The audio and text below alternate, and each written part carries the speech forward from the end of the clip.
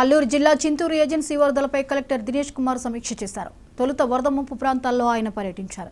191 గ్రామాలు పూర్తిగా వరద ముంపునకు గురయ్యాయని కలెక్టర్ వెల్లడించారు.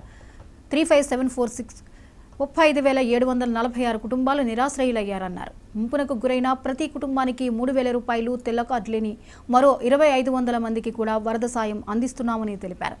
149 పునరావాస కేంద్రాలు వరద బాధితుల కోసం ఏర్పాటు చేశామని కలెక్టర్ వెల్లడించారు.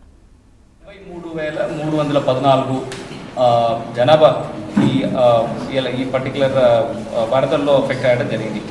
సో 18 జూలై నుండినే ఇక్కడ ఒక కంట్రోల్ అండ్ కమాండ్, మీరు ఇక్కడ చూసిన కంట్రోల్ అండ్ కమాండ్ ఏర్పాటు చేయడం జరిగింది. దీంట్లో దాదాపుగా ఒక 20 మంది అధికారులు వివిధ శాఖల్లో గురించి ఇన్ఫర్మేషన్స్ గ్యాదర్ చేయడము, కింద స్థాయిలో మండల స్థాయిలో ఉంటున్న కంట్రోల్ రూమ్కి వాళ్ళు కాంటాక్ట్ చేయడము, అప్పటికప్పుడు అఫెక్ట్ అయిన ఫ్యామిలీస్ నుంచి వచ్చిన ఇన్ఫర్మేషన్స్ గ్యాదర్ చేసేసి వాళ్ళకి కావాల్సిన హెల్ప్, రిలీఫ్ కానీ ఇమీడియట్గా వాళ్ళు అడ్రస్ చేయడానికి కావాల్సిన ప్రతిపాదన కూడా మన దృష్టికి తీసుకొచ్చేసి చేయడం జరిగింది. ప్రతి ఒక్క మండల్కు కూడా ఒక స్పెషల్ ఆఫీసర్స్ ఇచ్చాము.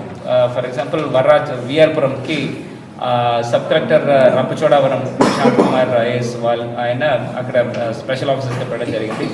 కూనవరంకి POITDA రంపచోడవరం సూరజ్ గారిని పెట్టడం జరిగింది.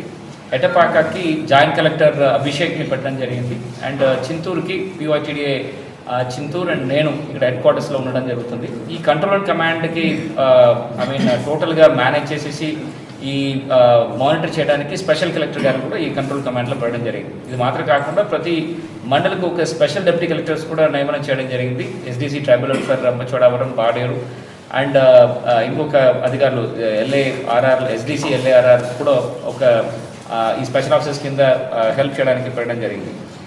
కంట్రోల్ అండ్ కమాండ్ ఇక్కడ చింతూరులో POITDలో ఒకటి పెట్టాము. 4 మండల్లో కూడా తహసీల్దార్స్ ఆఫీసెస్లో కంట్రోల్ అండ్ కమాండ్ పెట్టాము. 83,314 జనాభా ఈ పర్టికులర్ వరదల్లో ఎఫెక్ట్ అయ్యడం జరిగింది.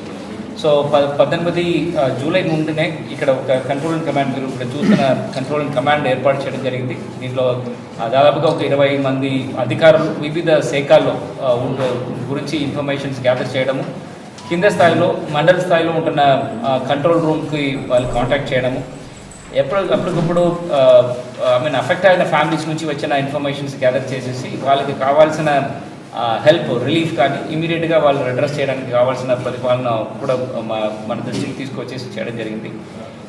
ప్రతి ఒక్క మండల్కు కూడా ఒక స్పెషల్ ఆఫీసర్స్ ఇచ్చాము. ఫర్ ఎగ్జాంపుల్ విఆర్పురంకి sub collector Rampachodavaram Prashant Kumar IAS ఆయన అక్కడ స్పెషల్ ఆఫీసర్స్గా పెట్టడం జరిగింది. కూనవరంకి POITDA రంపచోడవరం సూరజ్ గారిని పెట్టడం జరిగింది. ఎటపాకకి జాయింట్ కలెక్టర్ అభిషేక్ని పెట్టడం జరిగింది. అండ్